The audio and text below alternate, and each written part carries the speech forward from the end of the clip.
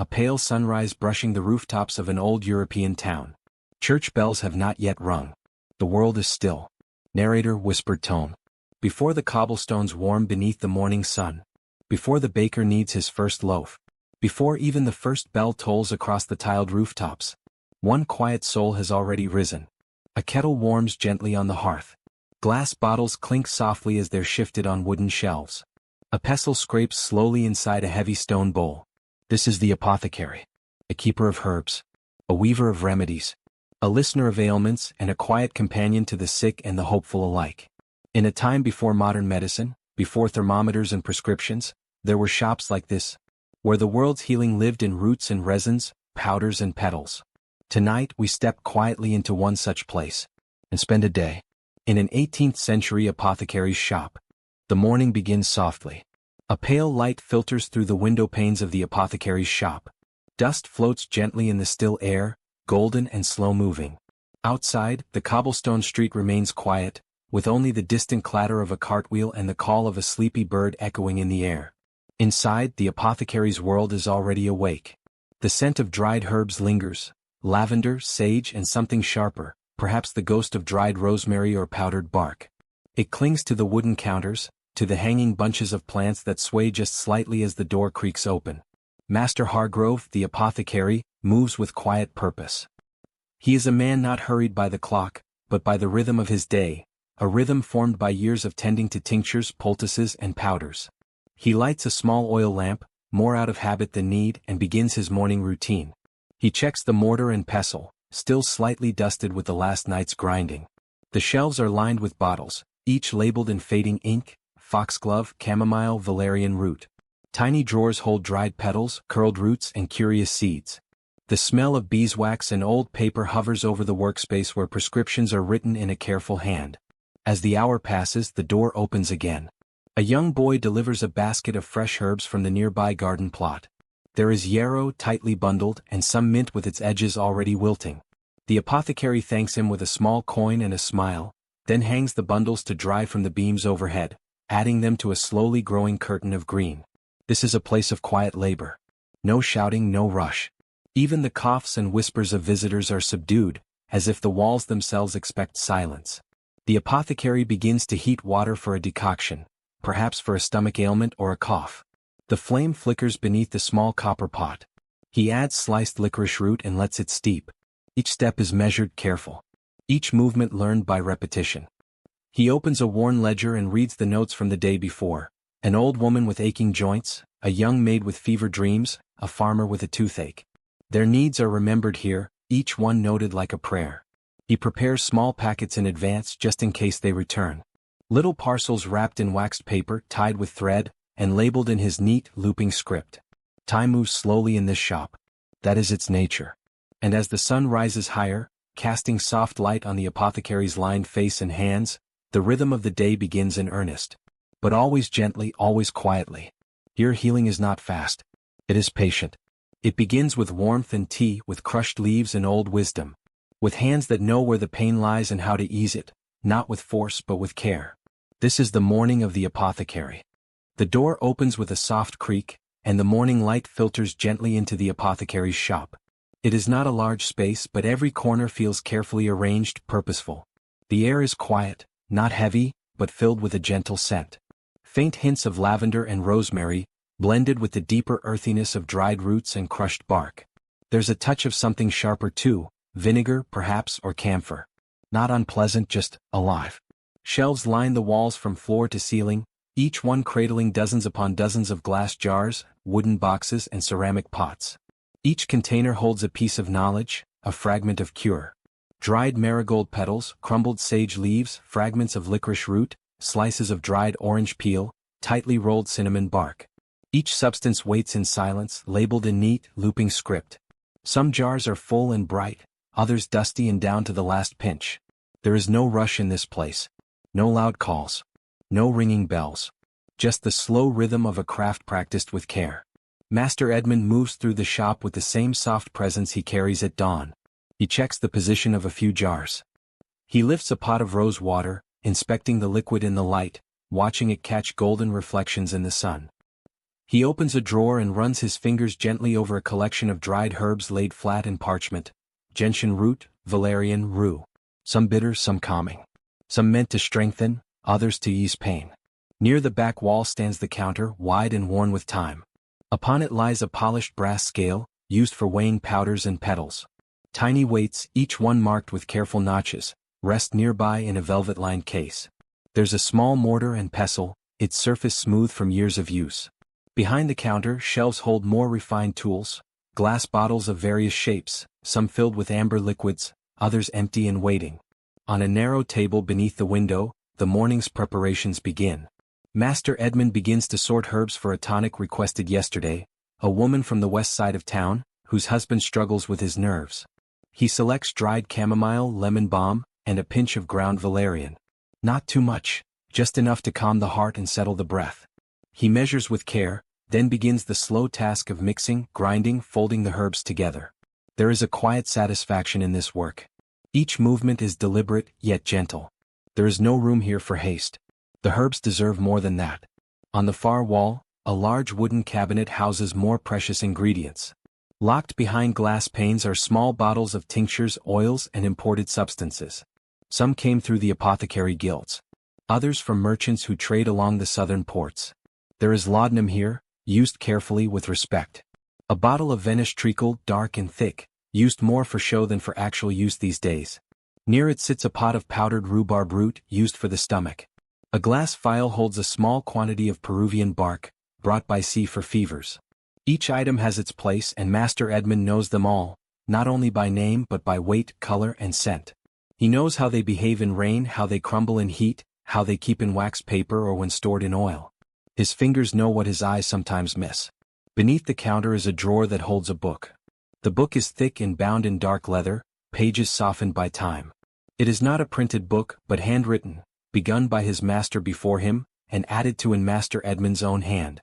It holds remedies and observations, thoughts and warnings. A tincture of fennel is best taken warm, but loses its strength in iron vessels.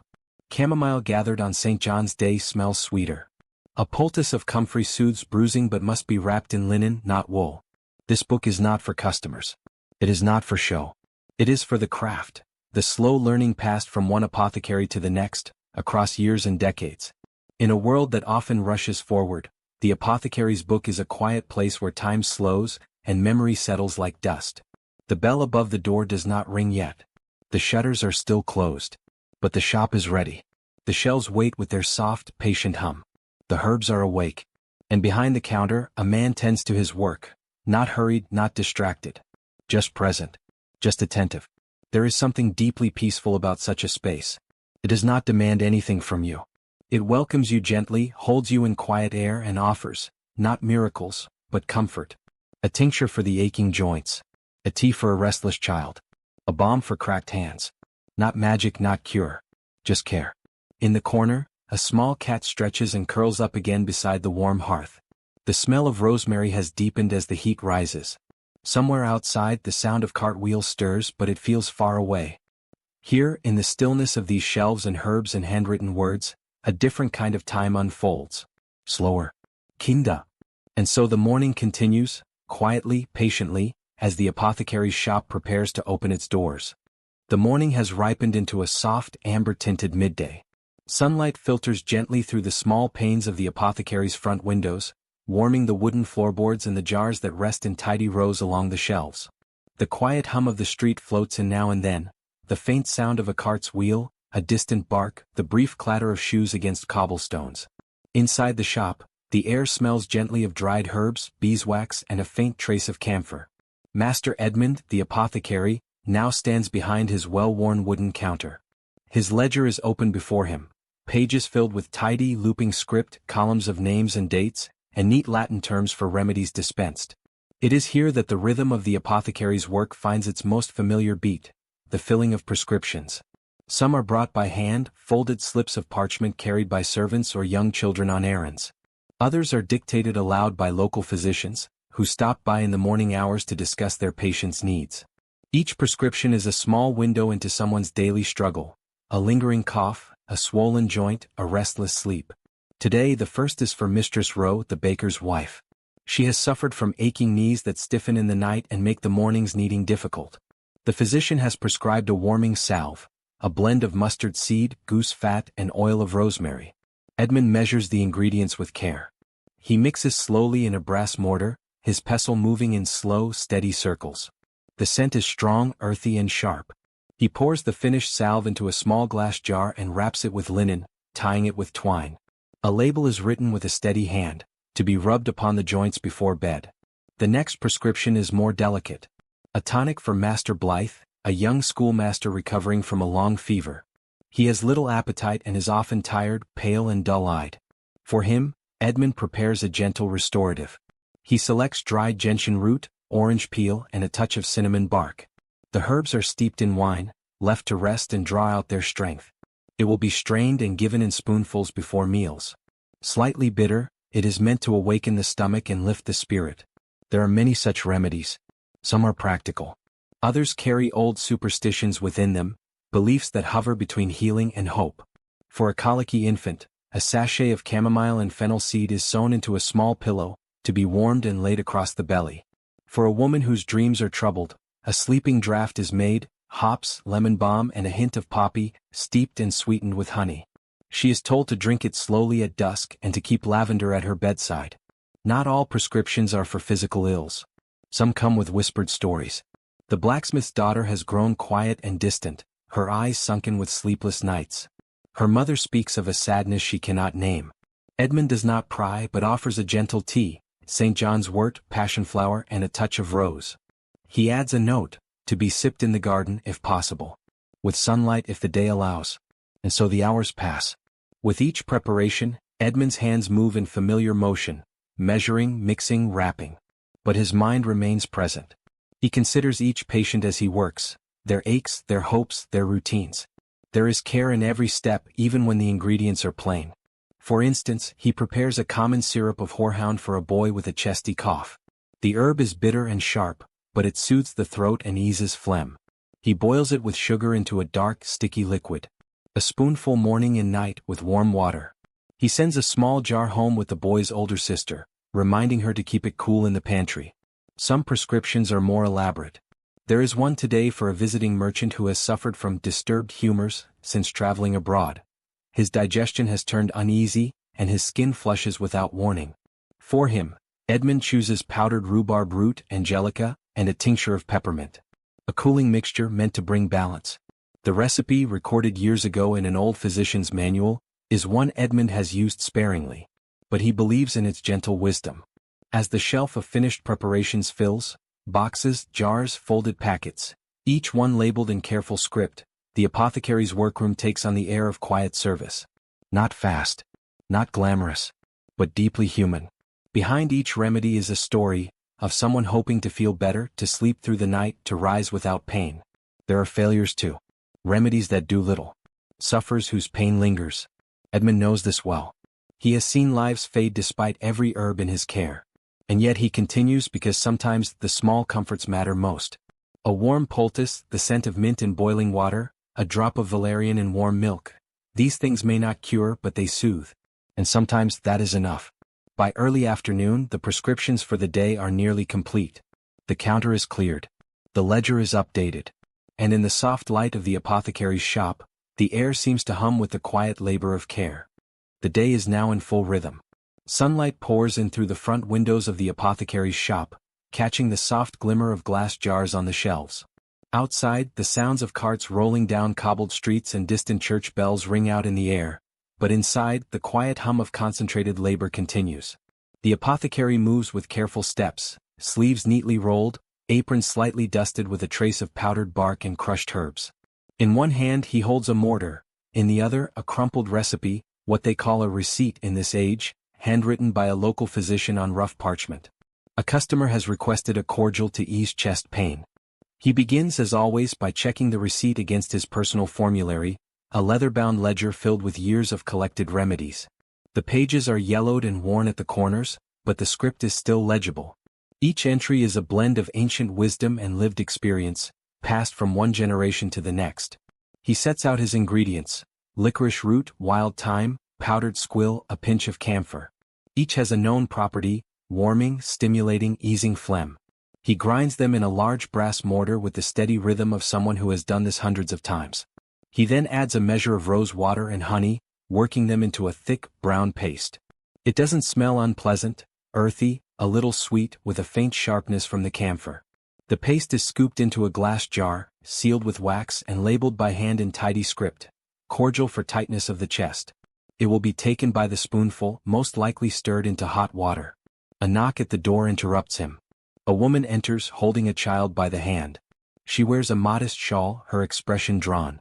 The child is flushed and sleepy, leaning heavily against her. "Sir," she says, her voice soft, "he has a fever."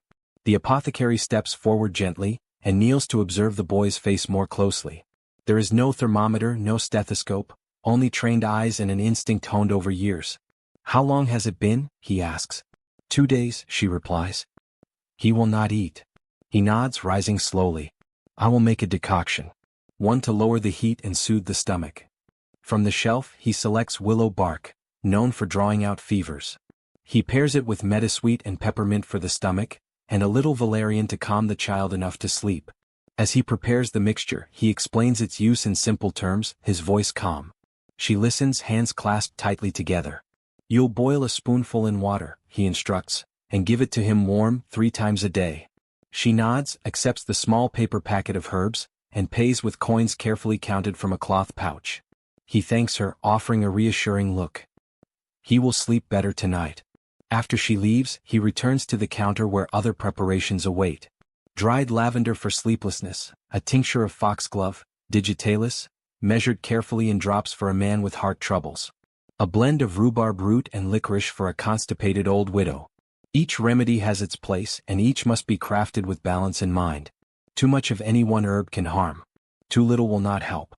In a corner, a pot of syrup simmers over a small fire. It is being reduced slowly, made from elderberries, cloves, and vinegar, a winter tonic for those worn down by the cold. The scent is sharp and comforting. From time to time, neighbors enter the shop with small ailments. A midwife asks for oil of pennyroyal. A baker complains of aching joints and seeks a warming poultice of mustard and rosemary. The apothecary listens to them all, writes careful labels, and measures every ingredient by eye and hand. No machines, only balance and memory. His fingers are stained with powder and tincture. His mind never rests. On the back shelf sits a locked cabinet. Inside are the more dangerous remedies: opium in its raw form, mercury, arsenic powders. These are not given lightly. Their use is rare and only in dire need, when pain outweighs risk. But today he has not touched them. Most ailments are mild, managed by roots and leaves, by warmth and watchfulness. A young man with a deep cough is his last visitor before midday. The apothecary prepares a syrup of horehound and honey, with a touch of elecampane root, bitter but effective.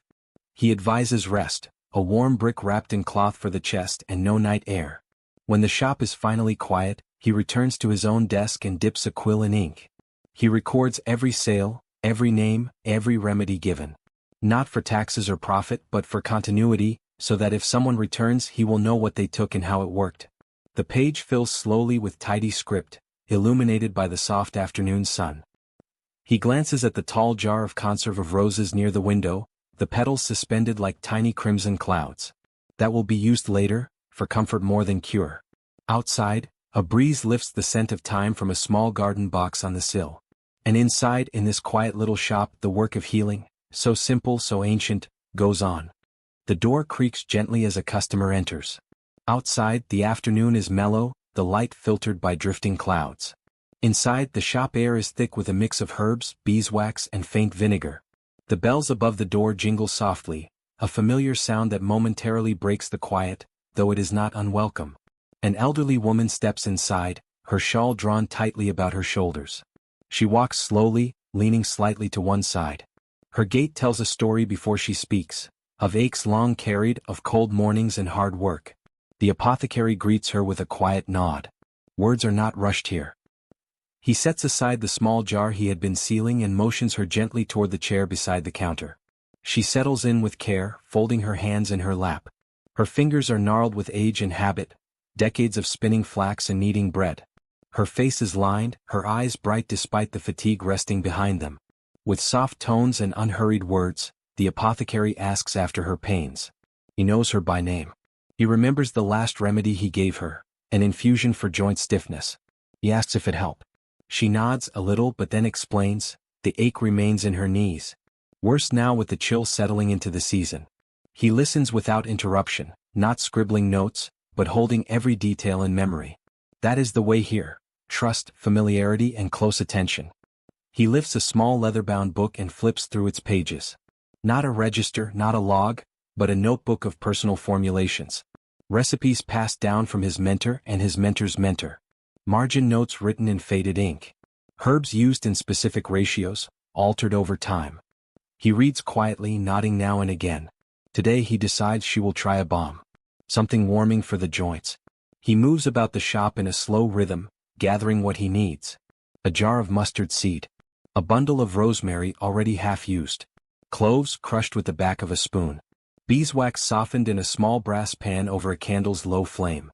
Oil of camphor from a dark bottle with a glass stopper.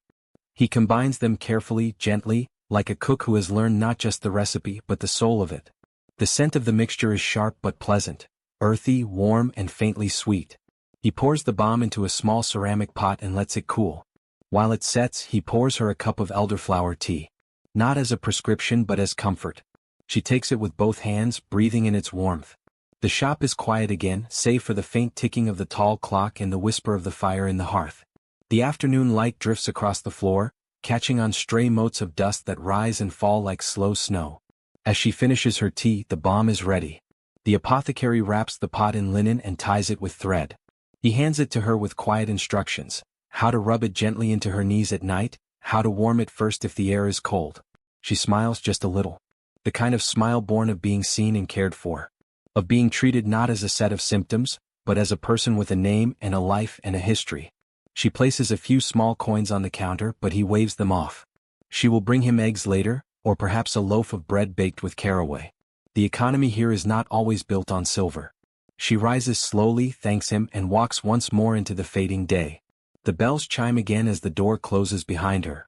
The apothecary stands still for a moment, looking out the window as she disappears down the lane. Then he turns back to the counter, wipes his hands and resumes his quiet work. The sun is dipping lower in the sky now. The warm, amber light spills in through the apothecary's front window, painting golden lines across the wooden counter and shelves. Outside, the clatter of horses' hooves has slowed. Fewer carriages rattle by on the street. The air feels softer, as if the city itself is settling down. Inside the shop, the gentle clink of glass still sounds from time to time, small bottles being arranged, corks being pressed back into place. But the bustle of midday is gone now. There is space to breathe. The apothecary lifts his eyes from his notes as the front bell rings again, gently this time. A woman steps through the door, her cheeks slightly flushed from the cool breeze outside. She carries a small woven basket on her arm and wears the apron of a cook or housekeeper. She greets the apothecary softly and asks for a small tin of mustard seed powder and a jar of peppermint oil. Her master has been coughing through the nights again, and the cook wishes to make a soothing draught. The apothecary nods kindly, already moving toward the appropriate shelf. There is no need for hurry now. He finds the mustard seed, grinds a fresh portion, and carefully weighs it on his small brass scale.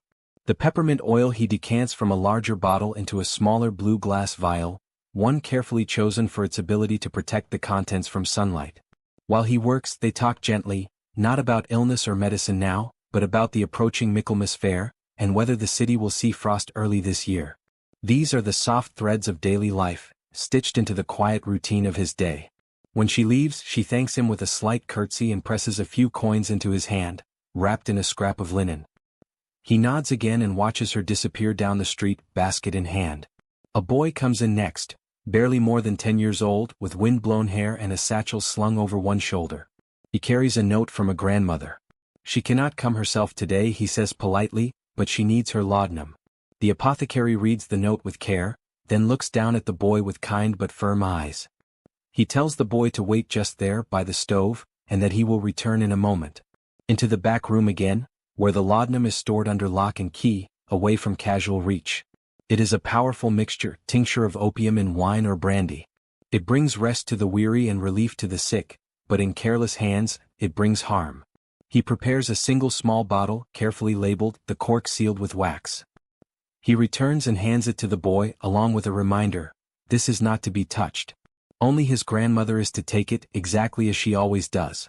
The boy nods solemnly and offers a tin penny in return. The apothecary waves the coin away and instead hands him a sugar pastille wrapped in paper. A gentle smile flickers at the boy's lips before he tucks it into his pocket and runs out into the fading light. Now the bell above the door is still again. No more customers come. And so the apothecary begins to close the day. He snuffs the extra lamps one by one and straightens the rows of vials and boxes on his counter.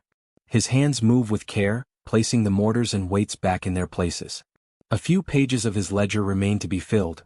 He notes down the day's purchases, the medicines dispensed, the herbs that will need restocking soon.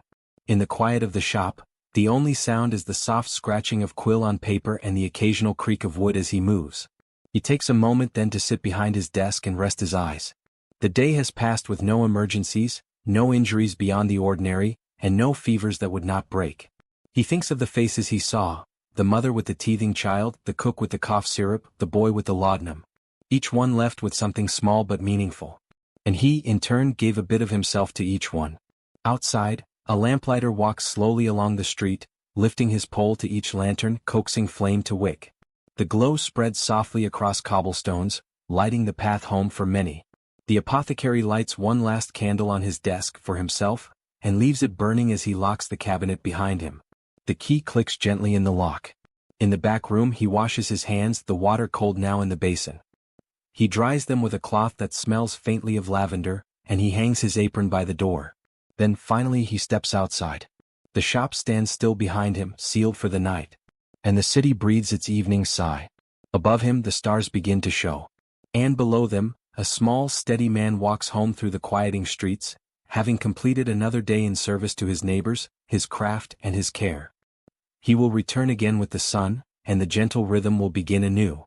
The apothecary's day stretches into the soft lull of afternoon.